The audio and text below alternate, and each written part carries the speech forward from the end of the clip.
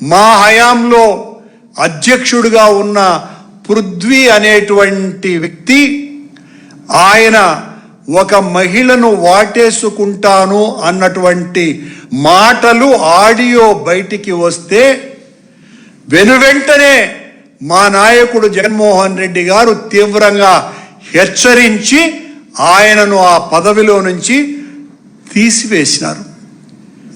చంద్రబాబు నాయుడు గారిని మీరు నిజంగా భక్తిపరులే అయితే, మీలో భక్తి అణువణువున ఉంది అని ప్రకటించుకుంటున్నటువంటి మీ మాటలు నిజమైతే,